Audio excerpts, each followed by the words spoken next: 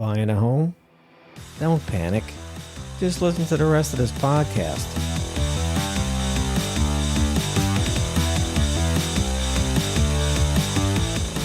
All right, everybody, welcome back to another episode of Home Inspection Authority's Straight Talk Podcast with me, John Laforme. I'm a CREA certified home inspector from Los Angeles, California, and the topics we discuss on this podcast are about buying homes, selling homes, inspecting homes. So if you're a home inspector, home buyer, real estate professional, this podcast is definitely for you. Okay, everybody, you're not going to believe who's with me. Lauren DiMeo, as in Pass the Mayo. Pass the Mayo. Terrible dad joke. Sorry, guys. Lauren is a realtor that hires me all the time for her clients, refers me to everybody. And most recently, you referred me to you. Yes, I did. I had you inspect a condo that my husband and I are looking at as an investment. Yeah. Yeah. Now, that was great. So how did that experience go? I mean, I knew exactly what I was getting into. It was fantastic. It's probably a fairly easy inspection. Nothing really scares me. I've seen it all with you. So. Yeah. I mean, You know, you being who you are, I mean, you've seen everything already. So telling you that this galvanized pipe inside the plumbing area is... It's cool. Big whoop. We'll fix it. Little rust on there. Put some Windex on it and fix it. So anyway, that's great. So Lauren, tell everybody where you're from, what company you're with, and all that. Yeah, so I'm from Los Angeles. I'm with the Alexis McGee Group. I've been with them for the past few years. They're amazing. They also service Sacramento. So if you're listening from NorCal, we got you there too. Okay. But yeah, I service mostly Los Angeles, West LA to the Valley. Okay. But I'm originally from Orange County. So I'm also familiar with Orange County as well. The OC. Yes, the OC. So welcome to the podcast studio. How was your drive? It was amazing. You were super close to Porto's. And I think I'm going to have to conclude this day with getting 24 cheese rolls. Oh, boy. I always say nobody needs Portos. Everybody needs Portos. Seriously, everybody needs Portos. I can't believe the lines over there. They're really efficient, though. They're much better than they used to be. I just, every time I get to the light, I'm like, holy shit, there's people there again. It's worth it. It's totally worth it. I've been in there a few times. I don't frequent there that much. But anyway, that's the Burbank thing. So Portos is in Burbank here. Yes.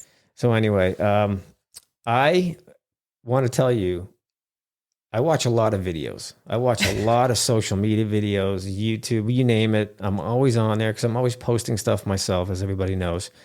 But you are so natural in front of the camera. I see a lot of people and they look like they're struggling, like myself. I struggle in front of the camera. No, you're fine. But you are like a natural. I'm like watching your videos on, that is so good. It's short, but it's bam, right to the point. You just have to commit with just being silly and owning it. Yeah. Right? Like it's fine. If I make an ass of myself, it's, only going to be on the internet. Yeah. Yeah. But it's just so on point when you do your videos. Thank you. You're just either really good at thinking it through or do you think it through a lot or just like do it? I try not to think too hard. It's, a lot of the videos that I'm doing, I'm like lip syncing to audio that already exists. It's not my voice. So it's just kind of, it's like doing an impression, right? So it's like if you quote a movie and it's just like that. So just try not to overthink it too much. I think I overthink everything. That's my problem. That's your job. I overthink everything. So one of your latest videos was about, hang on, before I get into that. So let's go back to your condo inspection. So how did that work out for you?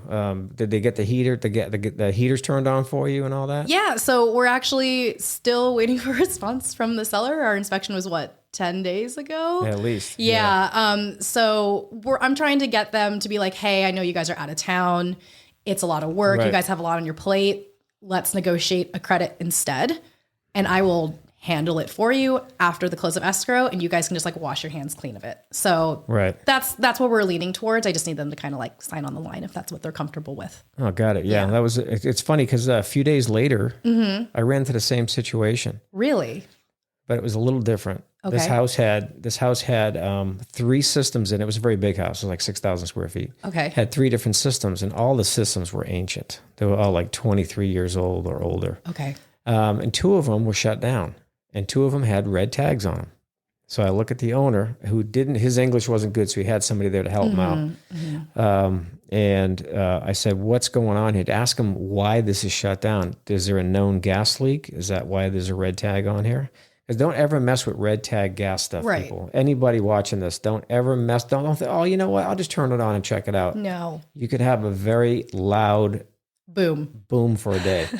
You don't want that. Yeah. So this guy was like, oh, no, it works. It works. Then why is the valve off at two of the furnaces? Two of them were shut down. When I say shut down, I mean the valve at the furnace connection was off.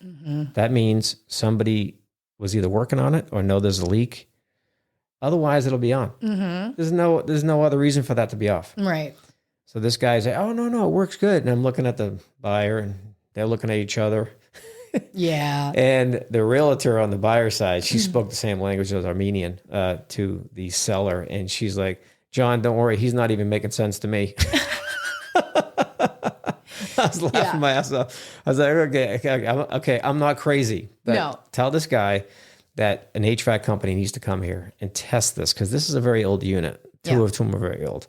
So that just a coincidence. Yeah. Not like a few days later, that happened. Yeah. Yeah. The gas company doesn't red tag things for fun. No.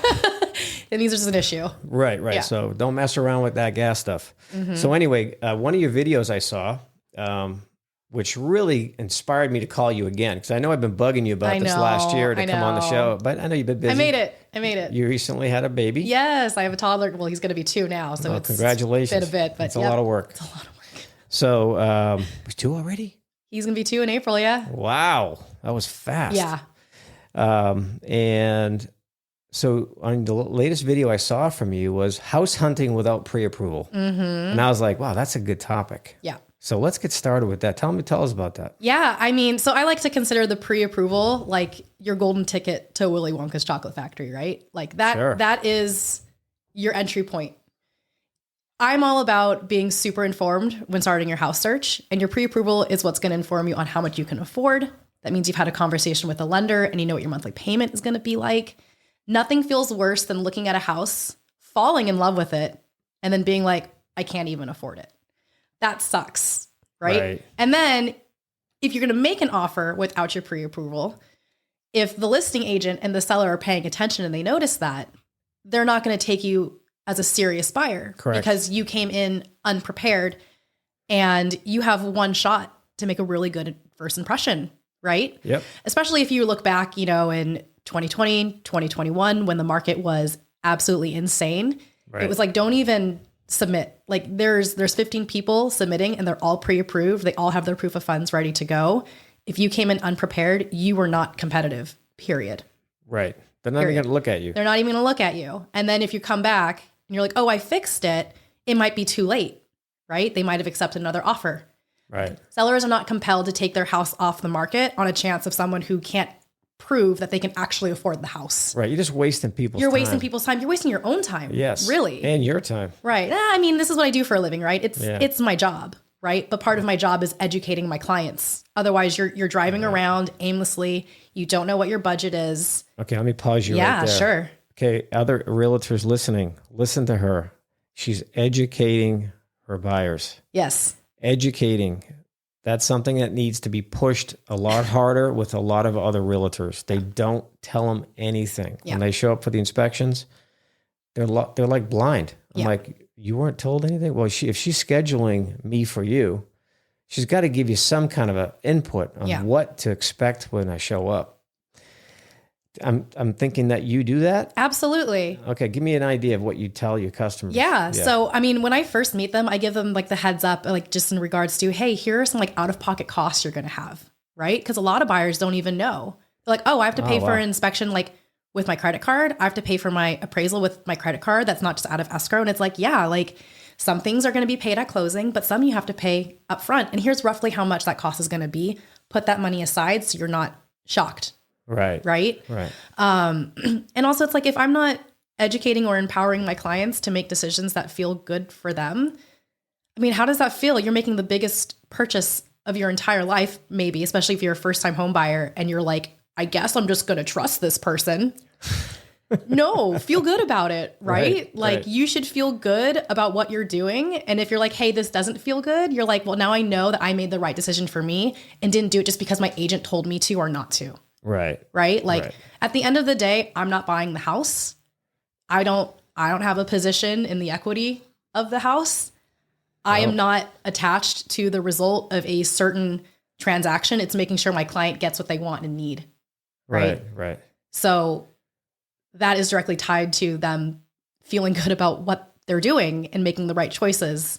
Right. And they're not calling me in a year and being like, we royally fucked up and it's your fault because you didn't tell me. Right.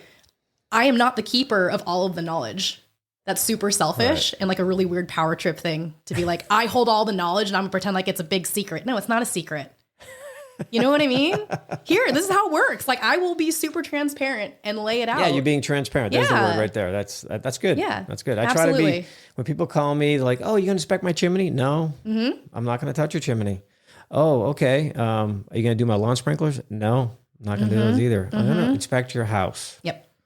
Not every house has a fireplace. You know what I mean? So I'm like, well, I draw the line somewhere. And it's just my company policy with fireplaces because I believe personally that I'm wasting your time and your client's time if I tell you I'm going to inspect your fireplace. I'm just wasting your time. I don't have the tools. I don't have the training to look up inside that flue and let you know what's going on in there. And that's where the problems are. Yeah. So that's why I don't do chimneys, in case you ever wondered. I mean, exactly also it's like you get a specialist, right? I tell my clients that when they bring you in, like, he is a generalist. He is going to tell you, like, at a high level, what you should be concerned about, what's like a really quick, easy Home Depot DIY fix, and like what's not a big deal, period. And if something big comes up, like, hey, mold, okay, let's like bring in a company that does that. Oh, something's up with your panel. Let's bring an electrician to do that. Right. Like, part of our jobs, like, yeah, people expect us to kind of do a lot more than what we're responsible for. And I want to stay in my lane. It's like, right, I'm not going to pretend I'm the lender. That's why we get along so good. Right?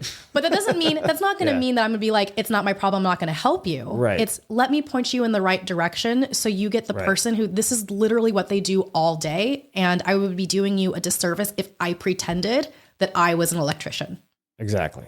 Same here. You know, I do know quite a bit about electrical, plumbing, all the 5 major systems, but when I have to draw the line and say, you know what, my line stops here. Now you're bringing in an electrician over here. So that's all I'm doing. I'm just pushing you in the right direction. Yep. You don't have to do anything with my report. Yeah. People need to understand that too. I can talk all day. I can tell them whatever they want to hear. I can give them a comprehensive 60-page report. You don't have to do anything with it. A lot of people don't. They should. They just toss Please read it. Yeah. So when people try to file claims against other inspectors and stuff like that, the insurance companies refer to it as the unread report, and that's exactly why, because they just disregard it. Yep. Oh, but I'll just make him pay for it. Like, no, you won't. Yeah. And they have an opportunity to ask you questions. That's another reason why I like working with you so much is you do a postmortem after your inspection. Postmortem. Yes. I like that. I know my past life as a producer is coming, you guys. Sorry, I'm going to use all these weird corporate buzzwords. Like you take the time to have a conversation with them and open it up for discussion and questions, like right there on the fly. And you can point it out and be like, this is why it's like this. Yeah. These are your action items. These are your action items if this is something that you want to take care of. And I think that is super, super valuable. Otherwise, it's just a PDF. And like you said, they're not going to read it. If you don't know what you're looking for, it can be a very intimidating document, right? Yeah. It's long. Especially your first time looking at one. Exactly. Yeah. Exactly. My own report has a lot of just basic information about the house too, which kind of, whoa, why is this so long? Well, it's because, you had a big house. Yeah. A lot of it's all good. Yeah, it's all good. Just keep this as a little, go-to sheet. Right. Oh, what kind of filter do I have? Oh, let me look on John's report. People don't think of that. Yeah. Just save it in the archives. Don't forget to download it. Yeah. Save it on your hard drive or whatever you got, your cloud, whatever you want. And just refer to it. What was my water pressure when John was here, like 2 years ago? Oh, it was like 74. Okay, what is it now? It's 200. Not good. Okay, so get that regulator changed. But anyway, that's a good way. It's a good way of doing it. So just staying in your lane is what you're telling people, and that's what I tell people all the time. I always stay in my lane. I do get pushback quite a bit from different realtors, and I just push right back. Yeah. They push me, and I push them. Nope, that's not what I do. And I'm sorry that you were misled to think that, but that's not what I do. Yeah. You didn't get that from me. Yeah. And if you read anything I emailed you, you'd know that. Yes. Your emails are very, very clear. And they look at me. Sometimes a customer will comment on that, like, you know what? I did read that. You're right. It was in there. I forgot. Sorry. And then other ones are like, no, of course I didn't read it. Yeah. At least they're honest. It's like, oh, well. So, well, that was cool. So do you want to add more to your without pre-approval? Oh, Was there something else you wanted to add? just Because I cut you off. Oh yeah, no, it's fine. I'm trying to think like where I was. I mean, honestly, like if that is step number one, is probably the most You left thing. off. I'll tell you where you left off. I know exactly where you left off. Yeah. You left off when you mentioned you were guiding your client. Oh yeah, you need to know like where you're looking. Otherwise, it's like you're looking blind, and you can't do anything. You can't do anything with that, right? And you're gonna get frustrated. You're gonna be disappointed when no one accepts your offer, or you're gonna waste time and you're gonna lose the house that you really wanted. Yeah. All of those feelings really, really suck. Yeah. And I want to prevent my clients from having to experience that. It's an unnecessary stress. Real estate is stressful enough. Right. Let's just eliminate that.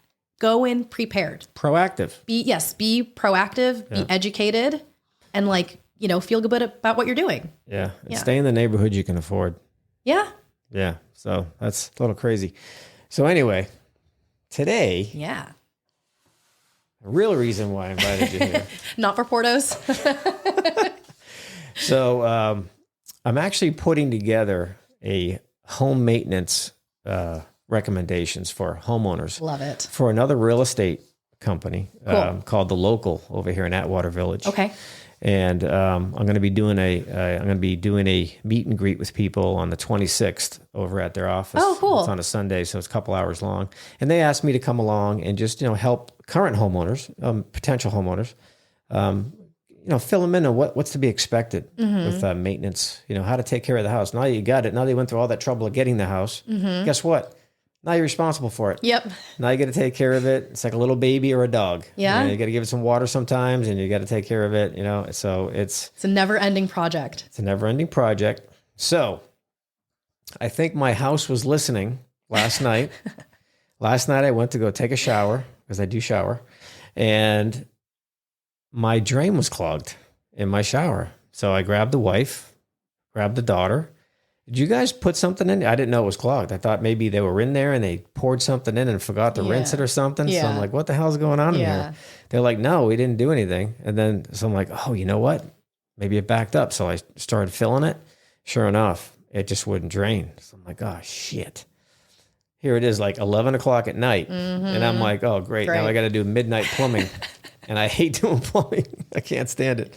So I poured some Drano down there. I tried to snake it with anything. Clothes hangers, whatever I had. I tried everything. Wouldn't work. So I wake up first thing this morning with a battle plan. Okay, got to go to Home Depot. Got to get one of those really cool those rigid spiral snakes. The hand crank ones. I got one of those, and I bought some really heavy duty drain cleaner. Okay. And it took me from 8 o'clock this morning till about 10:30 to get that thing fixed. Oh my God. And I'm like, oh shit, I got Lauren coming over for the podcast. Here I am doing home maintenance on my house, and we're talking about home maintenance now. So that was not planned. Yeah. That was not planned, but I got it going, and it wasn't the snake that fixed it. It was the drain cleaner. I need to know which drain cleaner you got because my hair destroys every drain in our house. Yep. Yep. So yeah, let me know which one you two settled women on. Two women live with me with very long hair, and that's probably part of the reason. But anyways, there's going to be pictures of it in the video. Cool. And I'll put it in the description of the podcast as well, so people can know what it is. So home maintenance tips, exteriors. So I'll tell you what I have, and let me know if you think of anything. Because I want your input. I want you to just let me know. Maybe clients have said to you, "Hey, how do you do?" Maybe they called you later and said, "Hey, how do I do this? Do you know how do I do this? Who do I call?" So, exteriors, starting with exteriors is always the best because, number one thing is you want to keep your house dry. You want to keep your exteriors weatherproof. Painting, caulking, sealing, doors, all the surfaces between doors, windows, and siding need to be sealed all the time. If you have a bunch of stucco cracks, you want to get those filled. There's a lot of things to go over here, but I want to start with the top of the house, and that's the roof. Now, if you can picture a roof with no skylights, no chimney coming through it, no plumbing stacks, where's it going to leak? It's not going to leak unless the shingle happened to fall off. Right. So the roof penetrations on houses, that's what causes leaks. They're not sealed. You're literally drilling a hole in the roof, cutting a hole in the roof, or whatever you're putting up there, whether it be a skylight or whatever. It's got to be flashed properly, which is a metal flashing. And that hides underneath the shingles. Typically, I'm talking composition shingles and maybe lightweight concrete tiles and stuff. You can say the same for clay tile as well. But standard residential roofs. So these vents that come through the roof to vent out your plumbing and so forth, it all has to be sealed. Yeah. All the time. If you live in a state where it's constantly raining, you got to really stay on top of that. Yeah. We're in California. It only rains, so many months a year, but when it does, it comes down in buckets. And I've seen a lot of phone calls come in. Yeah. I mean, that's an item that we see pop up a lot. The flashing is missing all the time. I say like on 80% of the inspections you do on single family homes, it's just deferred maintenance. And I think because we're in California, people kind of put it off. Like, oh, it's fine. It's fine. Yeah. It's fine until it's not. Right. So like, that's definitely something where it's like, yeah, we might not be in the rainy season now, but do it now. Right. Because when it starts to rain and everyone's panicking, guess who's going to be really busy and can't get to your roof? The roofers. So do it when it's not busy and be prepared. That's definitely not worth putting off. Just do it. Just do it. Protect your house. And they're going to double charge you when it's an emergency. Just keep that in mind. Same thing with an HVAC company in the heat of summer or the freezing cold winter, and your heater goes out in the winter or your AC goes out in the summer. Trust me, you're going to pay more for that service call. Yeah. And then whatever they got to repair. Yeah. By the way, it's probably just your filter. Probably. So like, because, we've had the pandemic for the past couple of years and all that stuff. Like, I did not call my HVAC guy to come and service our system for like 18 months. Oh boy. Yeah. So of course, they got a notification that it shut down. It just stopped working one night. And it was cold for California. But I have kids, so I like to keep I definitely deserve that. You get the wah-wah. Yeah. And, they had to come and they're like, yeah, like you need to like do this. We're like, no, we know. We just weren't bringing people in and then the kid and then work. And I just didn't prioritize, but here we are.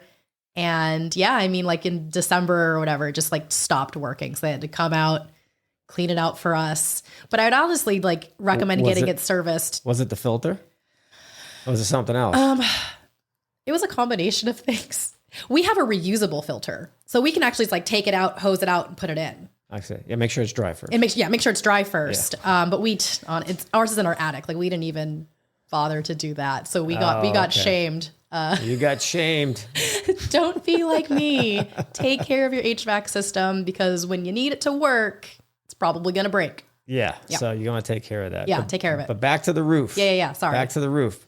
So the the roof penetrations I'm talking about, like plumbing stacks, exhaust vent pipe stacks, any kind of a flashing on your roof needs to be done. Now, if you're not comfortable with climbing a ladder, or if you're just not that person, if you just have no idea what this stuff is, that's fine. No one said you have to know how to build a house to live in it.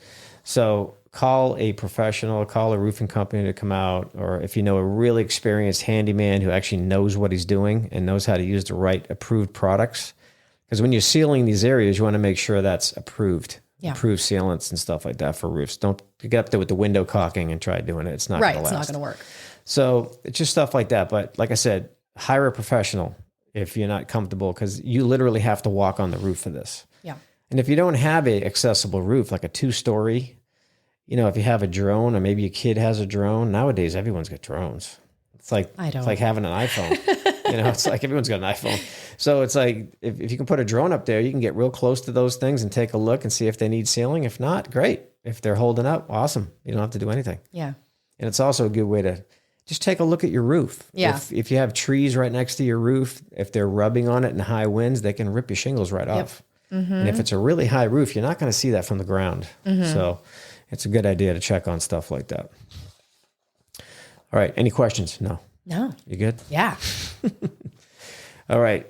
One more thing about roofs. I'm going to mention the tree thing again. If you have a lot of trees above your roof, chances are you have a lot of leaves on your roof. Roofs are designed to repel water. They're not designed to hold water for a long, long period of time. It can actually damage the materials. Yeah. So if you have ponding water on your roof, a low spot, and it just sits and sits and sits for days on end during a storm or something, it's not helping your roof. Yep. So you want to make sure that leaves are not clogging your drains. And then we're going to get into roof gutters in a second. But you want to make sure any trees that are too close to the roof, just cut them back. Yeah. Not to mention, that's how varmints get up on your roof. As I say, that it invites all of the rodents. Yeah, they jump over. Yeah. Again, don't be like me. We actually had this issue last year. And we had a rat get into our attic. Wow. I heard it. I was like, what is that sound? What is that sound? And they had we had this big tree in our backyard and it needed to be trimmed. And they had used it as a bridge, got into our roof. And there was a little hole, which by the way, you'd be surprised how small of a space that they can squeeze through. Yeah. Like the little, I keep hitting the microphone. I'm so sorry. The little screens you have, if you have like a raised foundation, like check those too. Like if you have a hole like this big. I think a 1-inch hole is all they need. They can squeeze right through there. So like you want to make sure all of that's taken care of. Yeah, it's ridiculous. they know how to suck it in. Real good.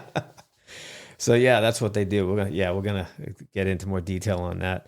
So now rain gutters and downspouts, always clogged, always full of dirt. Another thing most people don't think of, if you have an old roof and it's worn out and it's composition shingles, there's going to be all kinds of granules that are falling off.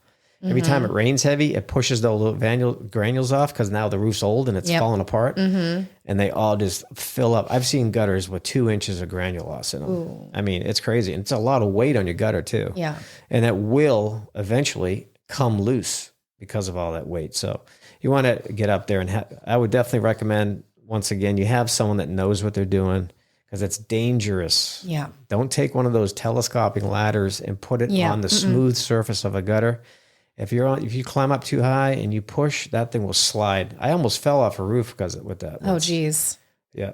That's the last time I used a telescoping ladder on a gutter. I only use a little giant ladder and I put a rubber strip on the back of it so it won't slide. Move. It won't slide. And it won't damage the gutter either. Yeah. Speaking of gutters, another thing like I see a lot when my clients are looking at houses, because we're in California, a lot of homes don't even have gutters. Yeah. That's like super common, at least in Los Angeles. It's very common. They don't have gutters. So people think, again, it doesn't rain. I don't need it. And if I don't have gutters, they can't get clogged. And that's great, right? And it's actually, it's not great because there's nothing diverting the water away from your house. Right. So if you don't have gutters, that water is going to penetrate into your foundation and could potentially cause very big issues under your house that you can't see until it's a very big problem. So if you are buying a house and there's no gutters, it is worth exploring getting gutters installed on your house. Right. So what to expect? Let's say, for example, you have a buyer and you find a house tomorrow and you notice the first thing you see is, wow, there's no gutters here. So then you can probably I'm sorry. Let me try that again. Proactively tell your client, hey, you know what? I noticed there's no gutter, so we might see some settling in there. Yeah. We might see some floor deflection in the house. We might, the inspector might find a lot of moisture intrusion coming in, efflorescence, or we may find a good amount of cracks. Very possible if it's a really old building. Yeah. Like a 1920s and stuff like that. A lot of 1950s houses without gutters, there's really not too many issues except for the efflorescence getting in. Yeah. That's most of my experience. Yeah. So that's just how that is. But that's just something to expect. Yeah, definitely. If you don't see gutters. Cleaning your gutters, like I said, get someone to do it for you if you're not comfortable on ladders. It's not that expensive. It can't be that expensive. It's cheaper than the damage it's going to cause if you don't take care of it. when you're in the hospital all wrapped up like a mummy because you fell off the ladder and you broke your elbow, your leg, your shoulder, whatever. Yeah, no fun. No fun there. Solar panels. Hey, solar panels. Yeah. By the way, I don't inspect solar panels either. But I do notice when they're really dirty. They need to be cleaned. Yep. The purpose of those is to, let the sun in. And if you put a shade over it, which is dirt, they're not going to work right. Right. So you want to get them cleaned. A window cleaning company is good for that. Yeah. They'll just power wash them. Yeah. They'll power wash them, scrub them down, whatever they got to do. And if your roof happens to have like moss on it or anything like that, if one side of your roof is mostly not shaded most of the time, there's a lot of trees over it, you might see some discoloration. And that's just because it's always in the shade. So a window cleaner might have a remedy for that as well. Some of them may tackle that as well. And skylights. Skylights, they just get dirty. Yeah. There's not really a lot of maintenance on a skylight aside from just washing it. Right. And if you keep it clean, it's not going to build up a bunch of crud.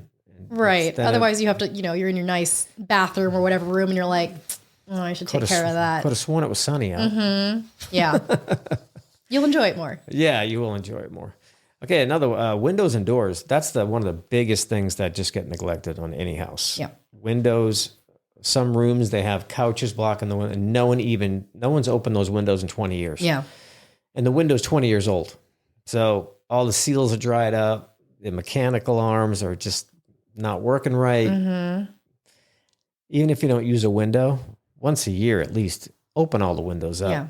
Blow them out, lubricate them, whatever you got to do, wipe them all down, get the dirt out. That's most of the time I go to houses. I see that a lot. I can't even open the windows. Most cases, you should be able to open a window with 2 fingers. Yeah. Don't put your whole body into it. Yeah, it's like, I'm like, okay, I got to use 2 arms and my back to get this window. That's not right. That means something's going on there. Either it wasn't installed right or it's really, really dirty. Yeah. And it hasn't been opened in a super long time. Yeah. Let's see. Yeah, windows and doors. Okay, as I mentioned a little while ago, exterior walls, windows, and doors. All those surfaces need to be sealed between each other, so no water gets in between and affects one or the other. Okay, lawn sprinklers. I don't inspect those, but I'm going to tell you about them. Rule number 1, do not water your house. Yes. It doesn't make it grow bigger. Right. It doesn't work that way. You don't get extra square footage by watering it. Water your lawn instead. That's what these sprinkler systems are for. A lot of times they're installed right up against the house within 2 inches. Sometimes I've seen the heads literally touching the foundation. I'm like, who the hell put this in here? Oh, it's going to spray away from the house. Yeah, when it's working right. Yeah. But as soon as it stops working, it's spraying over the bottom of the stucco or the wood siding, and it causes a lot of damage. Yeah. So I think the sprinkler head should be at least 12 to 24 inches away from the foundation of the wall. And, of course, spraying in the opposite direction, not towards the house. But that's a big problem. And I've seen houses where it's so bad. I mean, this has been going on for years and no one corrects it. Yeah. You could see the spray mark on the stucco. Yeah. It's like this. 2 spray marks from this sprinkler head and this one. Yeah. And it's like, wow, no one's noticing this? Why does my house look like that? Yeah. Because how do you not know that's not your sprinklers? One of those like out of sight, out of mind things. You don't really think about it until you have a very big problem. Which will be and can be if that wall gets so saturated with water, that moisture is eventually going to work its way into the wall. Yes. And then guess what you get? Mold. Yep. That's always fun. Yeah. And that's because it's going to transfer right through that wall eventually, and then right into the interior. Yeah. So then you're opening up. Yeah. Now you're opening up drywall. And it's a whole thing. All because you're ignoring your sprinkler heads. Now keep in mind, sprinkler heads are mostly on when we're sleeping or late at night, so no one sees them when they're on, and that's mainly the reason. So you got to turn it on, and don't put so much faith in your gardeners. Oh my God. I've had gardeners screw up shit on me so bad in the past. I feel like there's a story there. There's a story there. I had a pool at a past house that I owned, and it had bushes all around it, and it had a railing around it. It had like it's probably chest high. Okay. Metal fence. And the bushes were kind of my privacy from the neighbors. Okay. So the bushes were like probably 3 feet above the metal fence. I just wanted them to cut them down to the level of the metal fence. Got it. Got home from work and they were all gone. Oh. He cut them completely down. Oh, no. I'm like, what the fuck just happened? And I looked at the guy and he looks at me because he sees the panic on my face. Yeah. I'm like, what did you do? I did what his English wasn't great. Yeah. And I cut him. I said, yeah, I told you to trim him to the metal fence. I walked you through this before I left. He got fired on the spot. Oh boy. His daughter was calling me for a week after that. Hey, can you give him his job a second chance? He'll replace all the trees. Like, replace the trees. It's not that easy, man. He ain't get that kind of money. This is a lot of them. Yeah. There's probably 40 of them.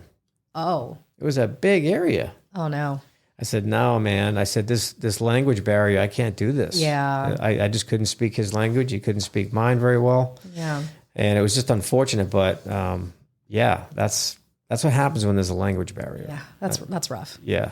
So anyway, that was a lesson learned. Yeah. Right there. So I'm really hesitant hiring anybody that is not on the same page I'm on as far as speaking wise. Yeah. Just language wise. If they're broken English and not getting everything I hear, I really won't hire them.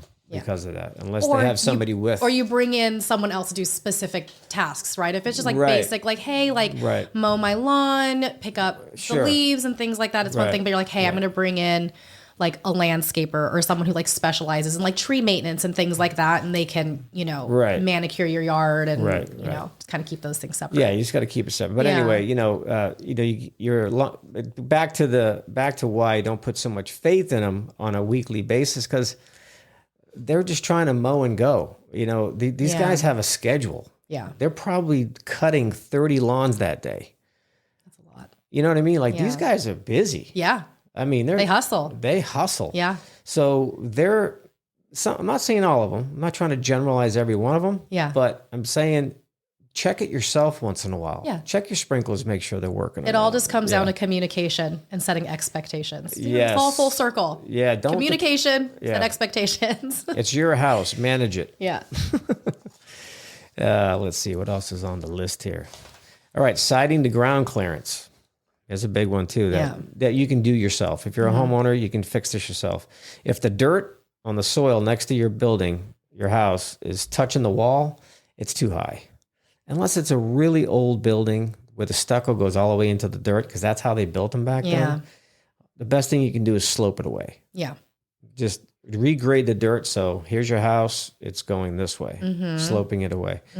Easy thing to do.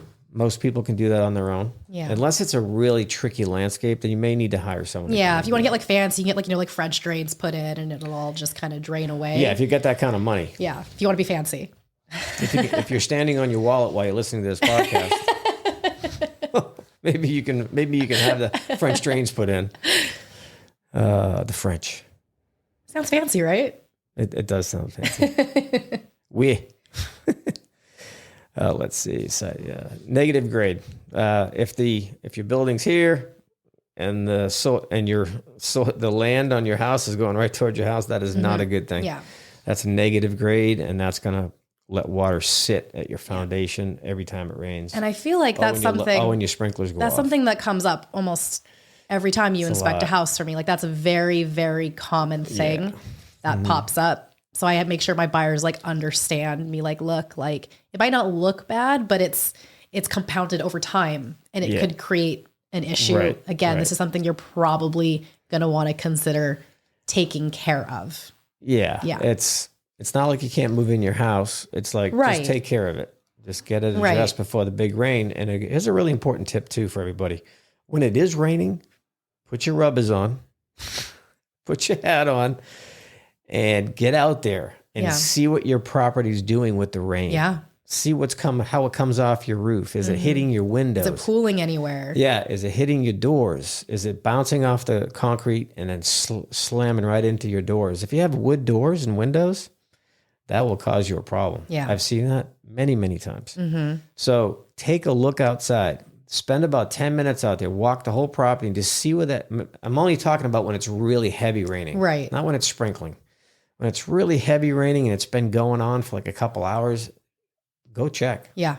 I've showed up to houses on rainy season. Yeah. And I show up, I'm walking around, everything seems to be okay, because it just kind of started raining, and I'm there for a couple hours typically. And then I come back around the house. I go inside first, finish my interior. I did the exterior first, went inside on this one house, came back out, and the driveway had 2 inches of water.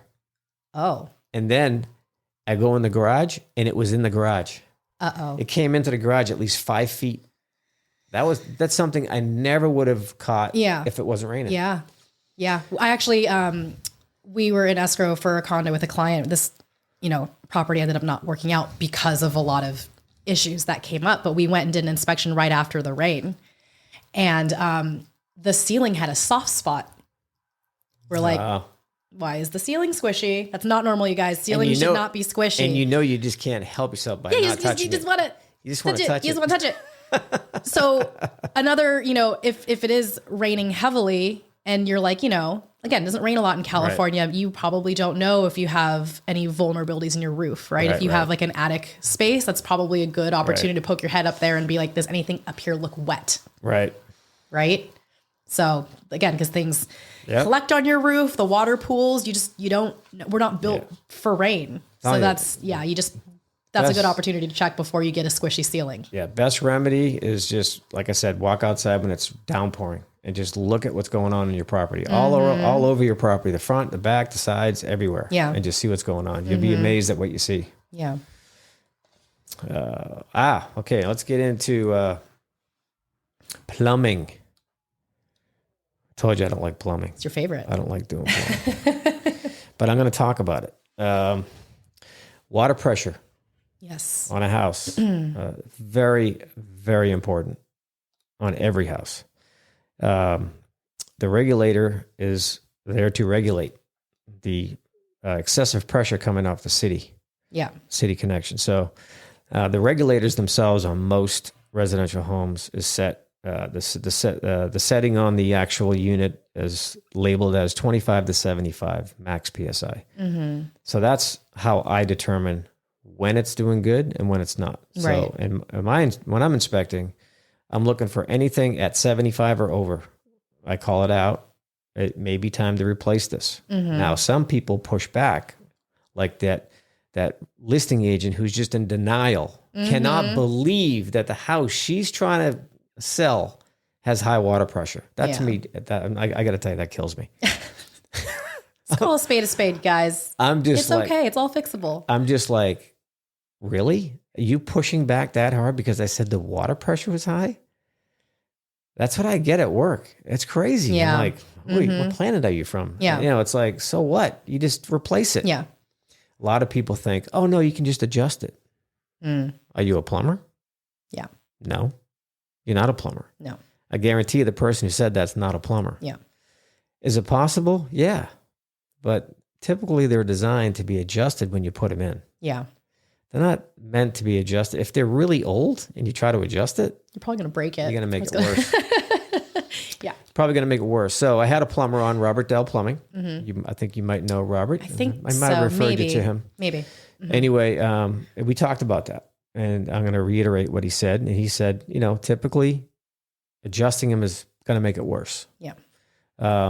Set them and forget them. When you're putting them in, you set it to about 65 to 67 max. And your shower pressure is going to feel great in your bathroom.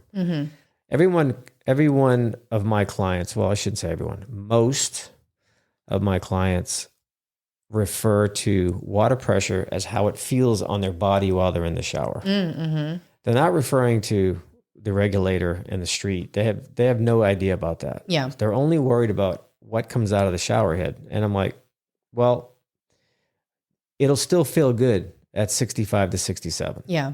Now, if you buy a water conservation shower head, it's not going to feel as great. Right.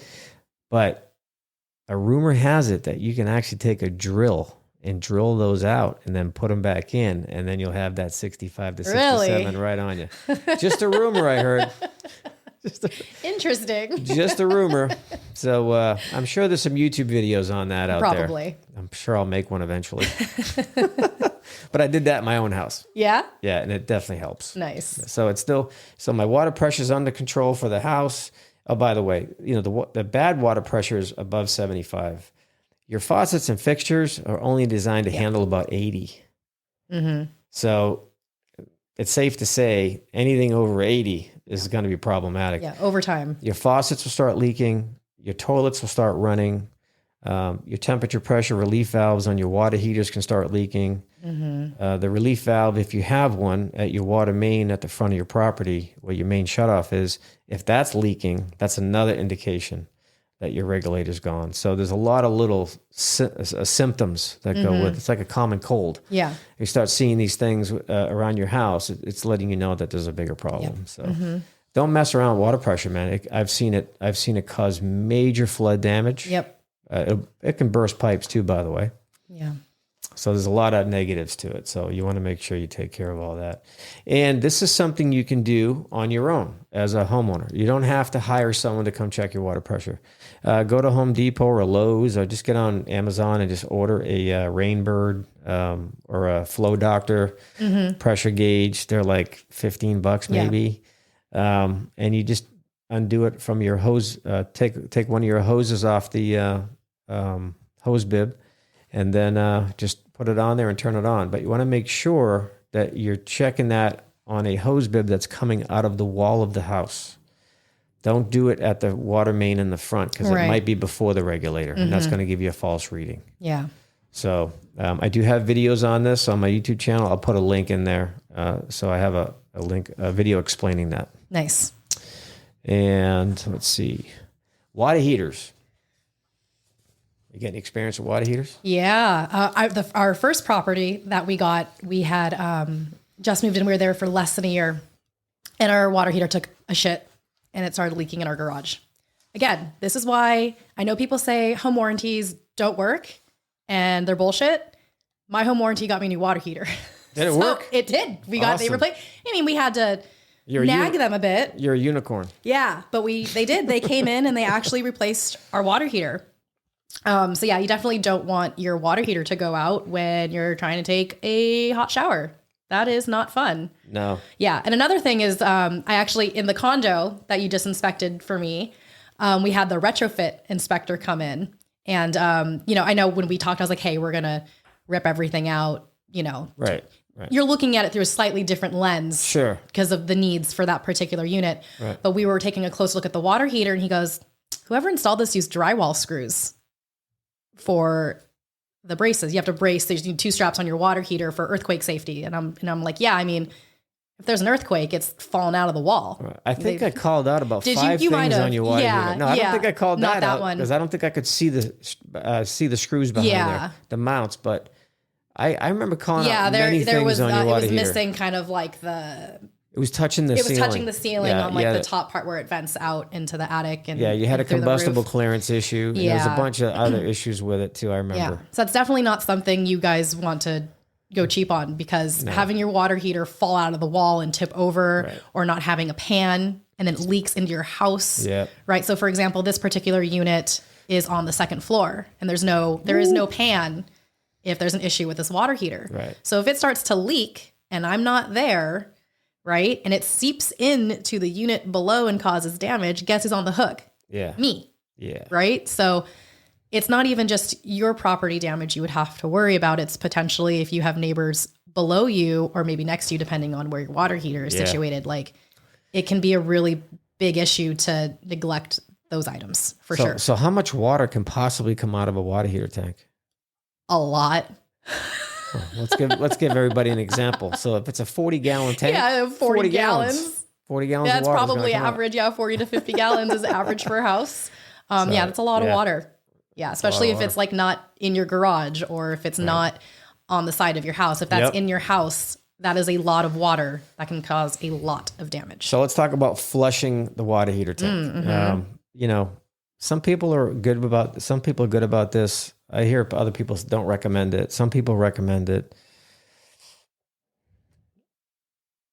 That's all I can say. Yeah. It's like if you want to do it, if your water heater's not that old, you can get on that. If you just bought a house and the water heater's like 2 to maybe 5 years old, maybe a little more than that, you can start flushing it. Yeah, it's probably worth it at that point. Yeah. If you're pushing like 15 years, just replace it. If it's 10, like over 8 or 9 years or something, I wouldn't mess with it because you might cause more problems, more bad than good. So understand anything related to plumbing comes with rubber seals and valves, and those valves tend to fail after a while if they've been sitting because no one's been using them. So that's something you want to be very careful of. I would recommend if you're not good at this stuff, you don't know anything about this, have a plumber do it for you. Yeah, I would do that. But like I said, this thing called YouTube, there's all kinds of good stuff on there. There's some very helpful videos on there. Yeah. But if you're not comfortable with it, get a professional to do it. Definitely. So you don't flood your house. Right. And then usually the work comes with like some sort of warranty too. So if something does go wrong, they'll come back and they'll take care of it. If you hire a licensed plumber. Yes. And I will always advocate for like hiring someone who is licensed. Yes. Right? They have insurance. Recourse. Yes. So I know we all want to save money. I totally get it. Owning a house comes with a lot of expenses. Yep. But you will spend more money over time putting Band-Aids on things than just doing it correctly. Right. Buy once, cry once. Right. Otherwise, you have to bring them back, or it can cause another issue. And there's a domino effect of one maybe bad call. Right. It's probably worth it. You are investing in your own house. It is worth to protect your investment. Take good care of it. Yeah. Take good care of it. Right. Don't forget, always go back to the day you were trying to close escrow. Always go back to that day when you're thinking about fixing something in your house. Man, I fought so hard for that escrow. I outbid everybody. Yeah. I took every cent and every dollar under my mattress and put it into this and emptied all my change jars. Yeah. I did everything to get this house. I sold 2 of my cars to get this house. Always remember that when it comes to having to take care of that house that you fought for. Yeah. That's a really good way of looking at it. Yeah. It's like, you know what? I need to take care of this place. Because don't forget, you might sell it someday. Exactly. And somebody, who really gives a shit is going to be like, you know what? This guy really takes care of his house. I'm going to buy it from you. Yeah. Yeah. If you don't take care of it, they're going to walk in, this place needs a ton of work. Yeah. And then that's where you start to see price reductions or requests for credits or repairs and things like that. So either way, at some point, right, you're going to pay for it. Right. You know what I mean? So that brings up another off topic real quick. What's the value of a home inspection report?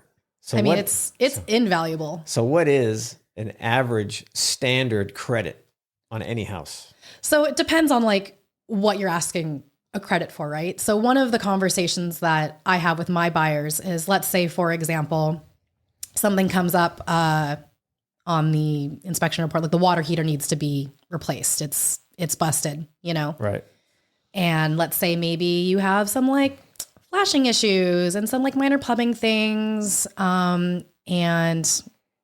the heater, right? Well, like the heater is, depending on your loan type and how good of a mood your appraiser is in, that's going to have to be fixed, right? If the appraiser sees a red tag, they're typically going to like halt your loan.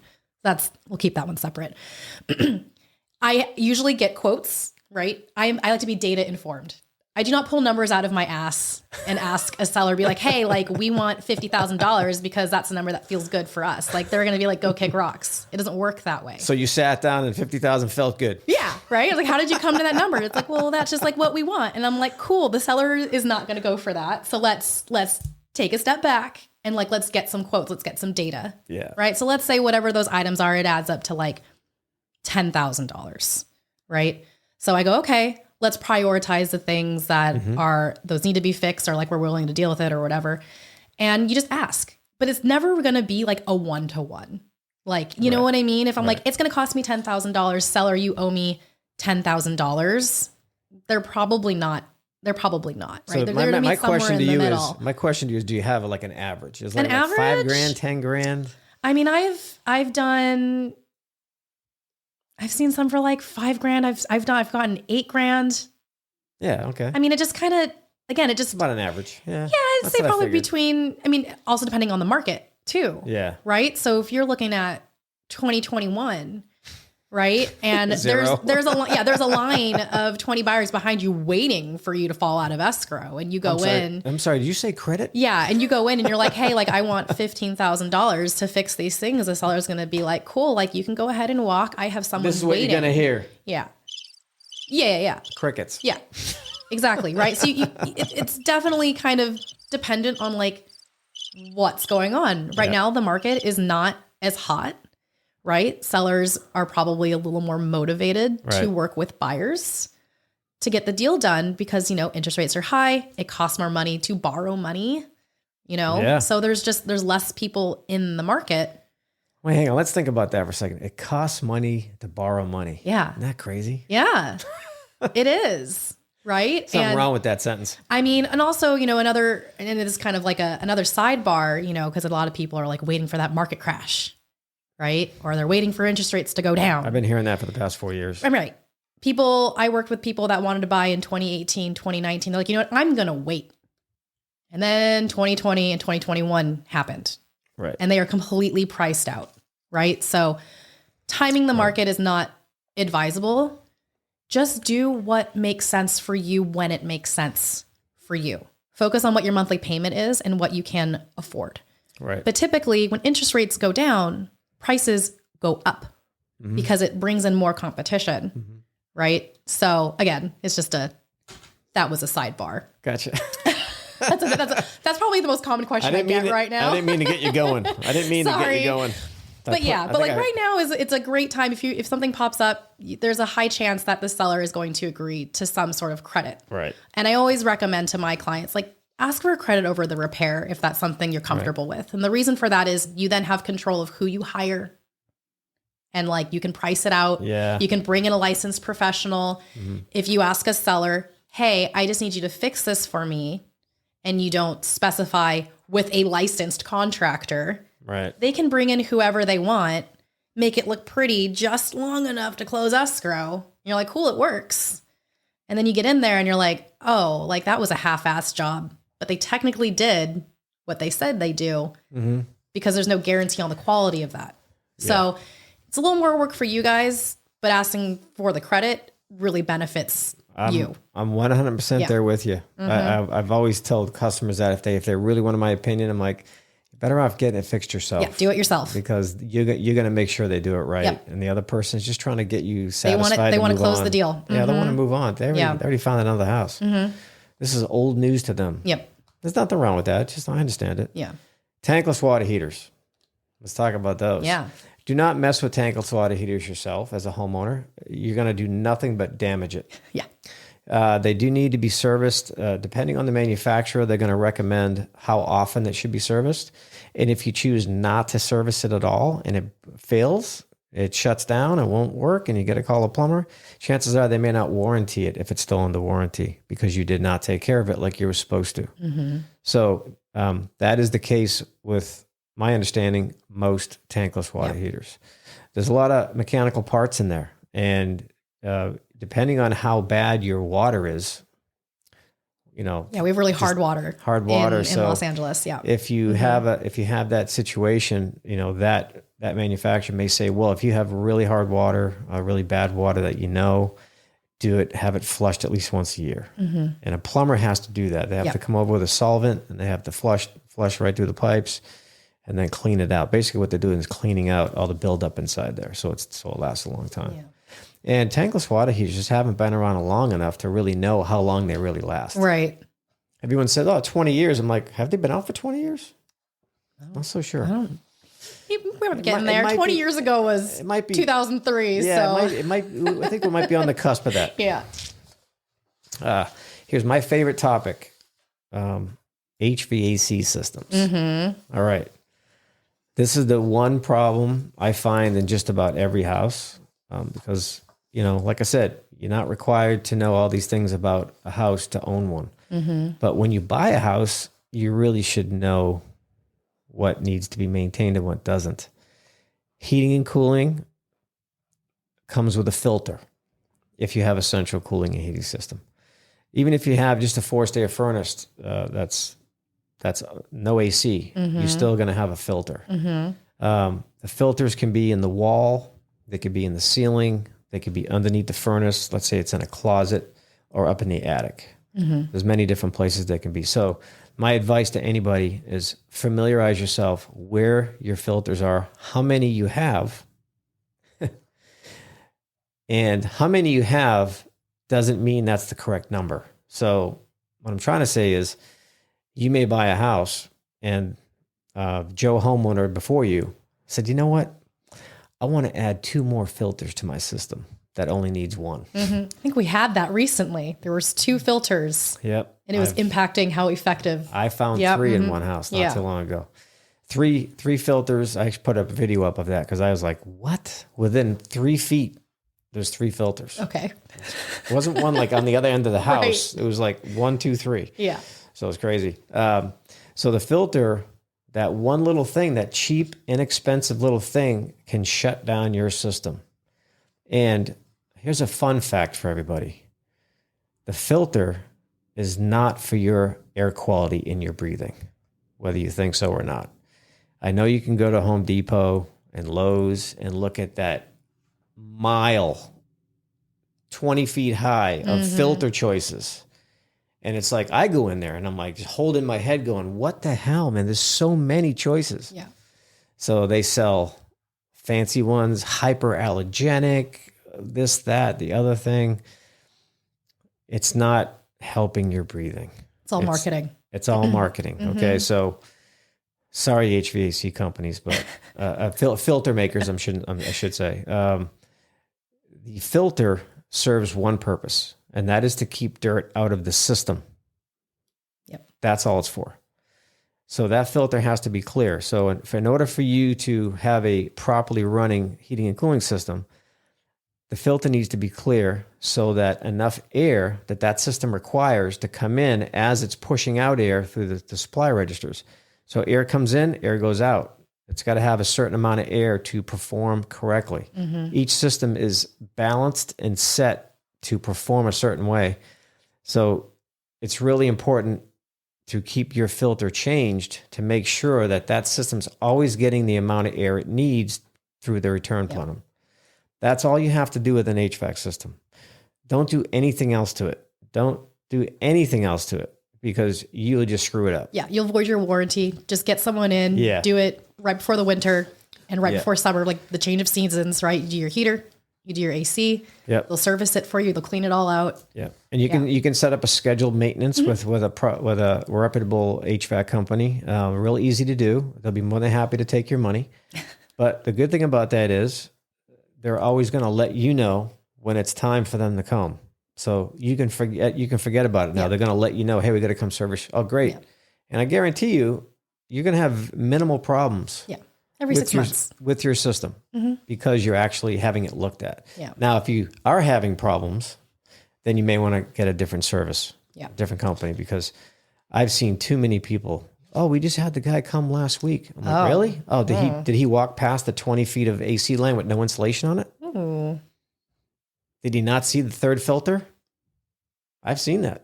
Now I've had people tell me he was just here. He just serviced. Here's the receipt. I'm like, you need to call him back and get your money back. So that happens. So anyway, check your filters. If it's a regular 1-inch filter, typically 24 by 18 or whatever they are, just change them every 2 to 3 months. Yeah, especially if you have pets. Oh, change them more than that. Every 2 months. If you have pets, it's like every other month because you pull it out and it's just hair. Yeah. And hair just it's going to clog everything. Yeah, you want to get that out. That's not great. If you have a real thick media filter, if you notice it's underneath, it's really thick. It's like 4 inches tall. Those are typically suggested to last every 6 to 12 months. So at about the 6-month mark, I just take a look at it and see if it's really dirty or if it's slightly dirty. There's a lot more surface area on those, so they last longer. Yeah. So that's that. HVAC, very important. That little filter can cost you thousands when you have to call the HVAC company. Hey, my system don't work. Like me. And because someone didn't change their filter, so you just pay $250 for an emergency service call in the middle of summer, and they say, "Oh yeah, we just changed your filter." Yep. Take the time to do it, guys. I know life gets busy, but just do it. No excuses. All right, so that covers that. All right, so something you brought up yesterday was, explaining to homeowners how to pest-proof their house. Yes. So do tell. Yeah. What do you know about that? Yeah. So, I mean, we didn't really talk about, termites because that's another inspection, right? Mm-hmm. So when you're buying a house, you want to get your general home inspection. And I usually recommend you should also get a termite done. Sure. Right. And people do that to take care of it. It's not a big deal. And they think, okay, I did the termites, I'm done. No. And they never think about it ever again. You're not done. Especially in California where they're super, super common and they swarm and it's really gross. Yep. It is recommended that you actually check for termites annually and do spot treatments, right? If you do a couple of spot treatments here and there, it's way less invasive and time consuming than having to tent and fumigate your house. Right. And a treatment should last a couple of years, right? But if you just let it go for years and years and years, and then you check and they're like, hey, like you have a really big problem or you have dry rot or whatever you have going on. It's like, well, now you have to vacate your house and tent for a couple of days. Right. That sucks. So just get it checked. Like that should be a part of your annual maintenance, or if you want to spray for bugs, right? Things like that. Right. There's options, like I'm very worried about what sort of chemicals are brought. I have 2 dogs and a kid, right? Sure. So when I get my, pest control guy over, I'm like, hey, just remember I have a kid and 2 dogs. Like, please don't poison my family. Right. And there, thanks. There's a couple different, options that they have if that is something that is important to you and something you want to be super mindful of. But, bringing that in, it's just do it. Otherwise, when it gets really, really hot, that's when all the ants come in. Yeah. And you don't want to have to deal with that. Yeah, just I've had ants before. Get it on a schedule. Like when that season's going to change, just have someone come. It's really not that expensive. They'll do your whole house and they check your house for vulnerabilities for rodents, right? You don't want to deal with mice or rats getting into your attic or under your foundation. And it's a whole thing. Just make sure. Let's explain to everybody what attracts termites. Unpainted wood. Yep. Or, when wood is in contact with the dirt, we talked about the siding that goes all the way to the ground, right? Like that is going to create a vulnerability in your house and attract termites and rot. So if you wood trim around the house, especially by your roof edge, if it looks like it's like bare wood, you need to get it painted because they're going to, the paint's going to give them a little challenge to get through. They can still get through it, but bare wood, they're right on it. Yeah. And like an area where people don't see, and we see this most commonly, is under the house, right? The posts in your foundation, they're just in the ground. They're old, right? Let's say the house is built in the 20s and it's like no one's been under there. Right. And you're like, oh. Cobwebs and there is termites. A piece of wood just directly into the dirt. And this is going to be a huge potential problem, right? Yeah. Subterranean termites. I've seen them from the dirt, like 18 inches up, just build a little tunnel. Yeah. Tubes. Yep. And then went right into the wood framing. It's crazy. I was like, wow, look at all that. And I seen one house that had like 5 or 6 of them in the same area. I'm like, wow. Oh, wow. I said to my termite guy, how long did it take them to build that? Oh, maybe a couple days. That's gross. I'm like, wow, that's crazy. And for anyone who's reading a pest report, if you get a termite inspection, you're going to see section 1 and section 2 termites. Section 1 means there is an active infestation. There is something going on. Typically, the seller takes care of this before closing. Section 2 is evidence. This is potentially going to become a problem, but you do not have an active thing. Don't put it on the back burner for too long because it will become section 1 eventually.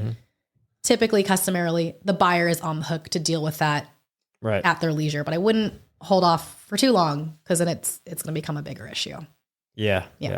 So, and then we get the, how to avoid getting rodents inside your house. So I got a few pointers for that. Yeah, the first thing I would do when you're done listening to this podcast is go outside to your house, look for your air conditioning unit on the outside, and follow the hose that goes into the wall. And if you could stick your fingers in through the opening where the hoses go into the wall, that's too much. You want to get some steel wool and some spray foam from any one of your home stores and fill that in. Yeah, like today, because they can just get in there and that thing goes typically up to the attic, or if it goes into a garage, it'll go right to the furnace. And then you're just giving them a little walkway. a custom walkway to get right into your attic. I see this all the time. Yep. It's a very easy fix. If you already have a rodent problem and you seal that up, well, you may be trapping them inside now. So then you're going to have somebody come over and set traps and kind of do some remediation. And the bummer of that, the worst part of the rodent issue is they're nasty and they contaminate all your attic insulation if they get up there. And you don't want to be breathing that. Yeah. I would not leave that in my house if I found that. Yeah. I'd get rid of that immediately. Yeah. Have that. And nowadays, there's tons of attic companies out there. It's like a new thing. Oh, past really? 5 years. Yeah, they're just like attic cleaning companies. They rip out all your infested insulation. They vacuum it all out and and just re-insulate. I mean, that's worth it. They I decontaminate too. I feel like when you look at all these old houses, there's like no insulation left.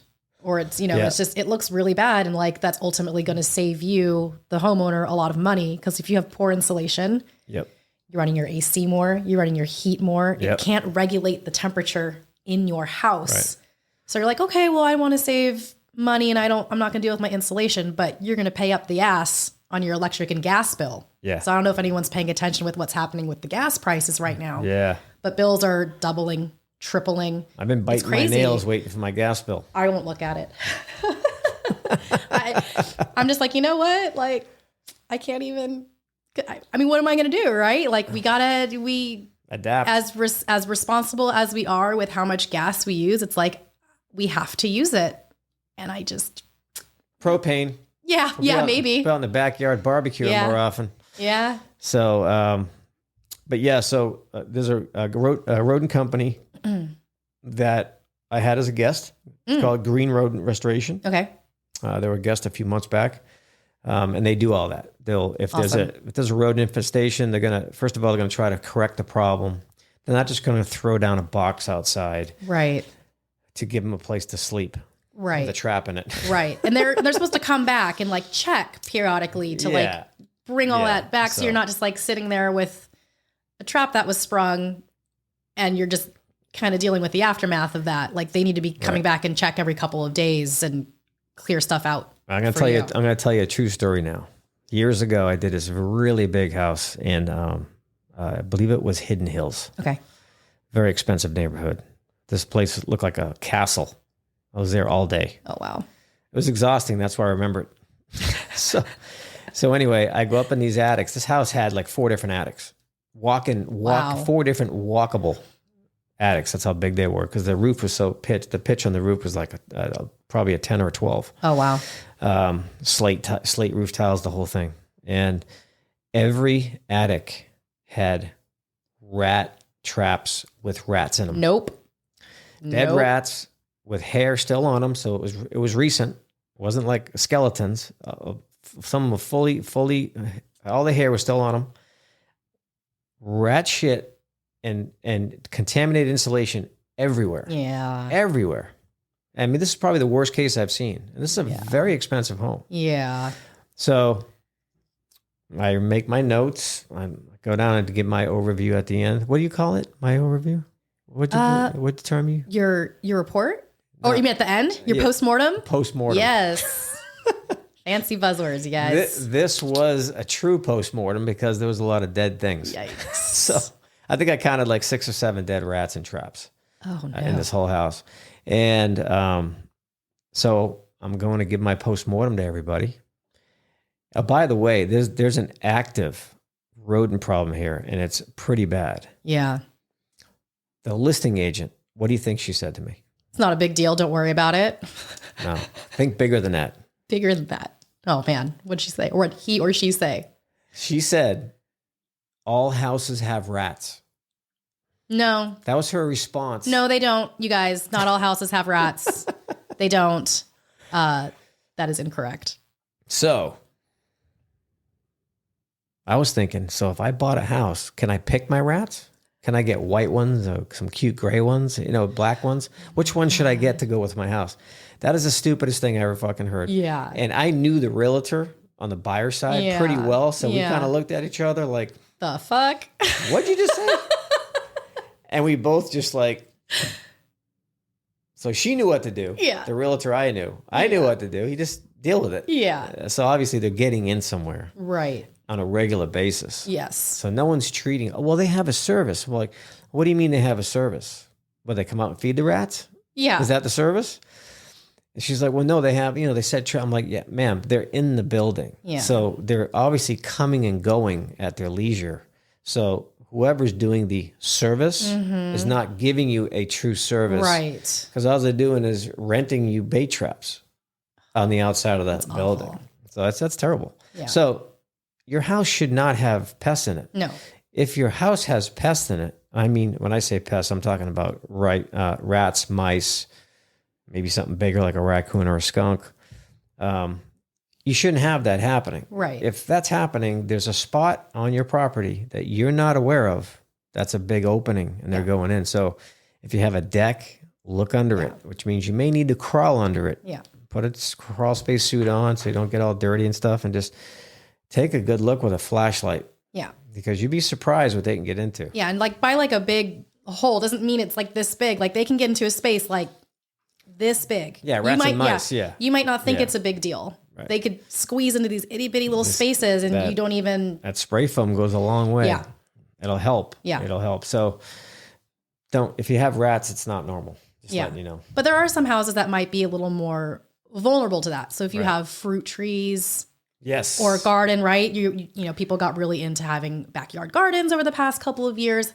Having food is going to attract rodents. Like it kind of comes with the territory. Compost Yes. is the worst thing you can do to your property. Composting in your backyard will attract them like you wouldn't believe. So you just want to stay on top of it and be proactive in making sure that your house does not have any vulnerabilities if you have fruit trees and gardens and things like that, because it's a big neon sign telling them free food. Yeah. And there's some great videos on YouTube about setting traps with those 5-gallon buckets Oh, really? for rats and mice.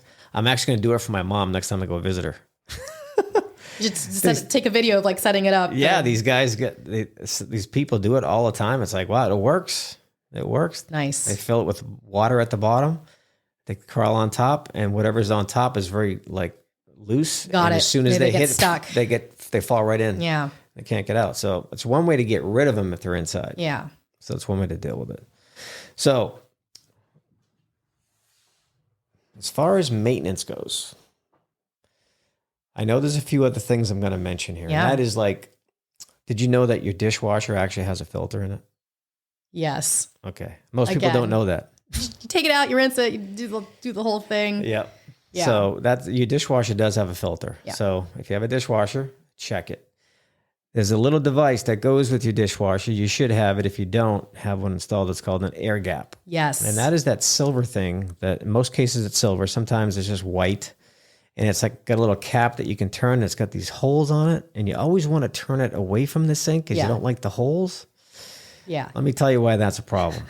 Because that there is to drain water into the sink as opposed to around your house. Yeah. If the hose gets clogged. Or back into your dishwasher Right. with all of your clean dishes. Right. Mm-hmm. So the purpose for an air gap is twofold. Like Lauren just said, it's if it prevents, if your disposal gets backed up, it doesn't push that dirty water right into your dishwasher. It's going to push it up to the air gap, and that's going to come right through. So whatever side of that hose gets clogged up, it's going to force water Yeah. out of that air gap. So make sure that air gap is facing the sink at all times, because if you leave the house on vacation, I'm sorry, not vacation, for the day. Yeah. If you leave your house for the day, you set the dishwasher before. We all set the dishwasher when you before we leave. go. We're not home. You shouldn't have to babysit it, just like you shouldn't have to babysit your oven. So you turn it on, you come home, you got a flood because you had that thing and it flooded your countertop and it all went everywhere. And now you have a mold problem. Yeah. Most likely. And if water is coming out of the air gap, that's That your means cue to clean out your that filters. means you want to go. It's blocked. Disconnect the hoses. You can just clean them out with a brush for hoses, or hose them out, or just replace them. Yeah. Yeah, that's something that a lot of people don't understand. I've seen those on islands, Oh. air gaps on an island sink, and I turned it on, and I don't typically leave the kitchen Yeah. When I run the dishwasher, I'm pretty much in the vicinity. Right. So if I hear something, I can run back in. And one time I did that, and I stayed in the kitchen while first thing I did was turned on the dishwasher, and that thing was kinked, and it started flooding that countertop on that island. No. That water had nowhere to go but everywhere. Oh no. It went everywhere. But I stopped it quick because I was right there, and I grabbed towels, and I was able to contain it. But if I'd have left, like went upstairs or went outside, oh my God, that would have been been a nightmare. So gotta be careful with those. Yeah. They'll get you. And what else? Interior. There's something most people don't know about GFCI receptacles. Yes. They're guaranteed to pop up on every inspection report. Yeah. The manufacturers of those actually have it in their paperwork when you buy them. That they recommend that you push that button at least once a month. Really? Yep. So I clearly did not read the fine print. You get the test and then the reset on those. Yeah. Over time, just dust gets in there, and it just messes up those little moving parts, and they stop working. So they want you to test it. Just keep that thing moving once in a while. Not have to do it every month, but just like your windows. Yeah, just test it. Push that button once in a while. Make sure it's working. If that thing's not resetting, it's bad. You want to get rid of it. It's not going to protect you if it's bad. Right. If it can't reset, it's bad. So you want to take care of that with GFCI receptacles. But that's some research I did a while back, and I was like, wow, no kidding. Yeah, that's definitely something that I encourage my home buyers, like, hey, get an electrician. It's an easy fix, right? To do that, right? Because we commonly they won't have them in the kitchen or the bathrooms or the garage. Is probably where I most commonly see them not installed. And if there's anywhere where there's moisture, like you really want those. Like it's to protect you. Yep. Don't skip out on that. It's worth the upgrade. It's to protect you and your house and your appliances and all of that. Cool. Okay, so one last thing. Yeah. I like to ask my guests, do you have any great horror stories? Horror stories? Regarding your real estate business? Oh, man. Well, it's not really a horror story. It's more of like a funny story. Okay. So we like comedy too. Yeah, I'm more of like a lighthearted comedy. It's no emergencies in real estate, but there's a lot of shenanigans. We were inspecting this condo, and it was, it needed a lot of work, right? My client was going in there knowing it was a fixer, and we were just kind of like checking everything out, and the inspector was doing their thing, and we had some time to kill, and she was really interested, be like, oh, I wonder if the ice maker works on the fridge. Okay, the inspector is not going to check that, so let's just grab a cup real quick, and we'll test it out to see if the water line's working and all of that. And what do you think came out of the ice machine? Water? No. It was a cigar, a full ass cigar, came out of the ice maker. And we were like, wait, what? A cigar came out of the ice maker. I'm trying to picture that right now. There was no ice. Yeah, I have I'll have to show it to you after this. I have a photo of it, of this whole cigar. Was somebody trying to prank you guys? I have no idea, but that's, I guess, maybe I am not a smoker, so someone correct me if that is I thought you needed, a humid environment for cigars, but they put it in the freezer. Humidors. Yeah. So that was interesting. I think the other crazy one was the squishy ceiling, which we caught on the second inspection. Oh, wow. Because we went back because of the rain. That's what would happen, because we did the inspection, and then there was a big rain, and my client was just like, I feel it in my gut. I want to go back.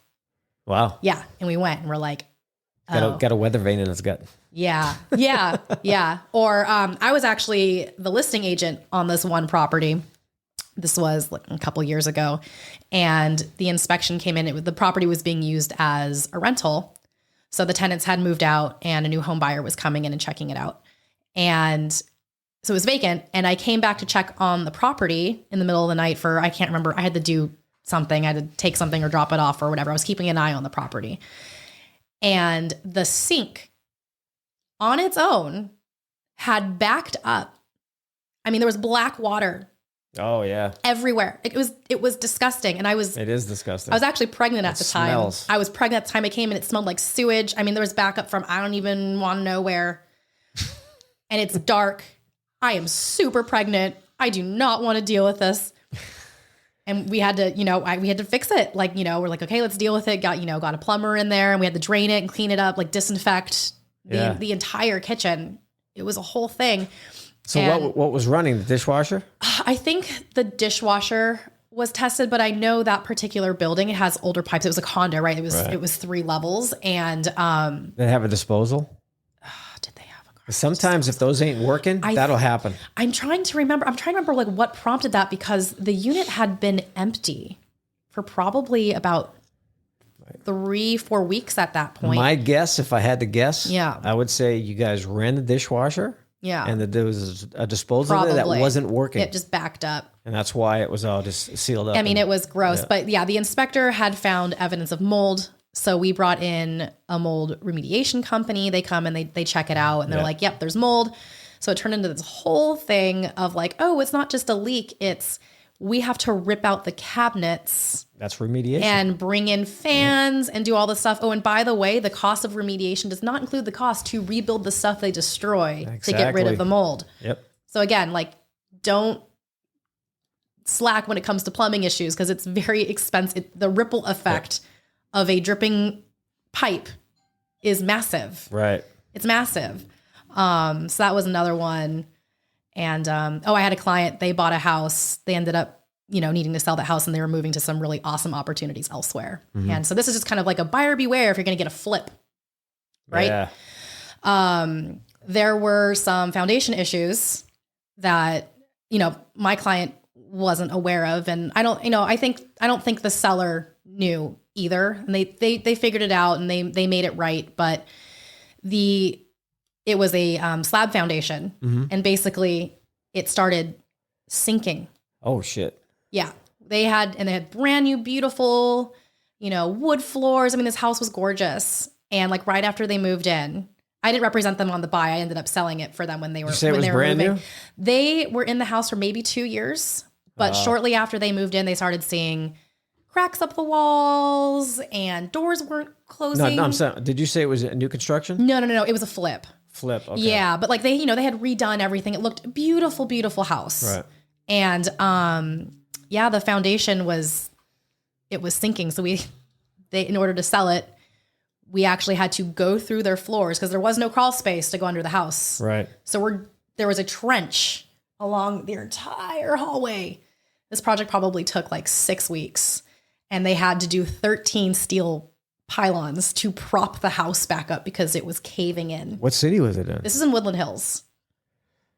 So was it like a liquefaction problem over there or something? I can't remember.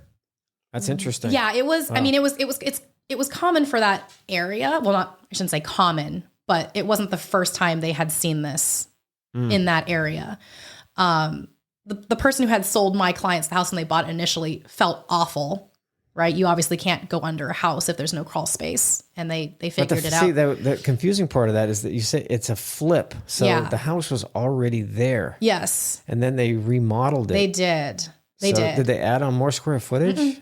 No, and that just got bad. It was just maybe who knows? It was just timing. It was just really bad timing. Wow. And then to top on, like my clients were moving on to another opportunity, so we're trying to figure this out. They're already out. Luckily, they were out of the house, so they're not living in this. Right. But man, it was a war zone in there. So who paid for it? The flipper put money towards the fix. They made it good. They made it right. Wow. Yeah. Did you have to take him to court over it, or did he volunteer? I was not involved in that process because it probably took them about, a year or so to figure it all out. And at that time they were planning on staying in the house. Wow. And moving back in and all of that. And then plans changed, but they still had to fix it to sell it. Right. So yeah, I mean, if you guys are interested in flips and things like that, just be extra careful and get an inspector. I know it looks really pretty. Sometimes it's just lipstick on a pig, right? Don't skip the inspection just because it looks nice, right? Yeah, I want to see. I usually tell people if you're buying a home, don't panic. Yeah. But in this case here, I'm going to say it's okay to panic. Yeah, It was okay for them to panic there. Yeah, but like it was a pig problem. But you know what? Everything can be dealt with. Right? Real estate is really emotional and high stress. And I like to remind my clients that there is no emergencies in real estate. Everything is fixable, but you got to stay calm and you got to be like a solutions oriented mindset. As soon as you're like, it's their fault, or I'm going to do this because of the principle of it and the finger pointing and all this, like it's not going to solve anything, you guys. Like you have a conversation and like, you're like, all right, like how are we going to fix it? If that's something you want to fix, if you're like, I don't want to touch it with a 10-foot pole, like I respect that decision too. Like let's cancel and walk away. We'll start over. Yeah. That's but too much. Everything is fixable. You can change everything or anything just about a house, except where it sits. Right. So, and another thing I remind my clients, because again, they get the inspection reports. It's a lengthy document. There's a lot of information in there and they get really, really overwhelmed. Like immediately, they're like, oh, it doesn't seem that bad. And you're like, oh, it's like a lot of stuff I have to do. I don't know if I'm up for it. One, that's probably not going to change with a different house. Right. You should be prepared to spend, anywhere from like 8 to 10 grand. Well, now it's probably more just because inflation in your first year of home ownership, because you're slowly over time going to be working on stuff. Yeah. Right. So have a little stash put away to work on your house. Also, you don't have to do it all at once. If you're already living there, you don't have to do it all at once. A lot of people are like, oh my God, it's like a lot of yourself. money. I have to do. You can do certain things after you move in. Obviously, you're going to want, if you want to replace the floors and things like that, you probably want to do that before you move in. Yeah. But if you have, a crawl space under the house, right, and you need to work on the plumbing, like they can do that when you're in there, as long as there's not like a massive issue. But if you need to like repipe or adjust, they can do that while you're in the house and things like that. So setting realistic expectations is what I always try to do with people. Definitely. And it's most of the time it seems to stick, but some people you just can't help. Yeah. They're just panic themselves. Yeah. So you can't really do much with that. Yeah. So how do people find you if they want to hire you as a realtor? Yeah. So I have a website. It's laurendimeo.com. You have a website? I do. Oh my God. It's laurendimeo.com. So first last name.com. I'm most active. How do you spell? DiMeo. DIMEO. That is so simple. It's super easy. Everyone mispronounces. They go DiMeo. I've had DiMeo. I'm like, what? DiMeo? No, it's DiMeo. Call you Dimebag for short. Yeah, it's easy peasy, you guys. LaurenDiMeo.com. I'm most active on Instagram, so it's at Lauren DiMeo. Again, Yeah, easy she has to great remember. videos on there. Check them out. Yeah, just try I'm to a fan. put a little humor in real estate because man, life's too short to be that serious. You gotta make light of the craziness that is real estate. We see a lot of crazy shit. And what real estate group are you with? Yeah, I'm with the Alexis McGee Group. We service both Southern and Northern California. Okay. Yeah. Cool. And Facebook too?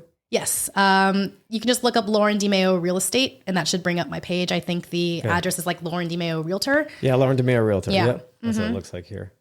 And I do have a parting gift for you. Oh, yeah? What?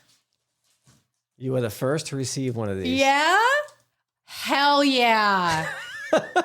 Yes, dude, you guys. Limited edition. You're not going to believe where I got that from. Where did you get this? The wife bought me that for Valentine's Day. This is amazing. She bought me like 5. She goes, here you go. Happy Valentine's. I'm like, what the? This is hilarious. She does crack me up. Every once in a while, she really surprises me. I love this. You need to start giving these to the buyers after you. It's a cherry scent. Yeah, I'm gonna order a whole shitload. with your brochure and definitely. This is amazing. I'm gonna give those out. Thank you. It's an air freshener. I love it. I love it. My very own air freshener. Woohoo! That's how you made it. You got personalized air fresheners. So once again, everybody buying a home, don't panic.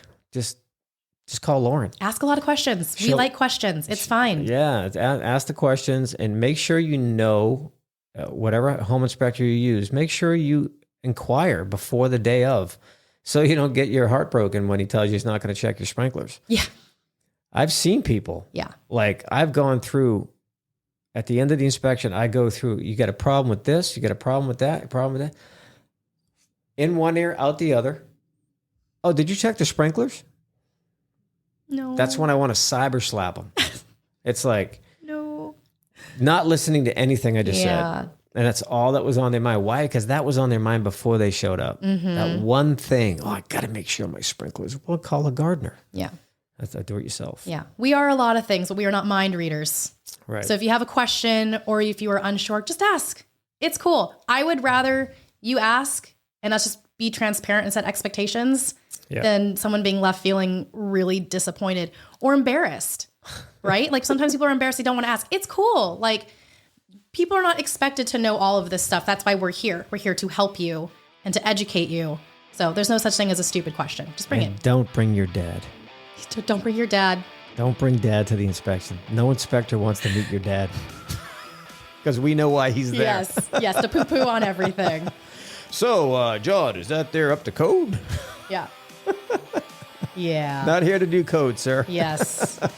Yes. Anyway, great having you. Thank you so much for having me. Anything else you want to add? Anything you think we forgot? I mean, John's awesome. If you're buying a house, hire him.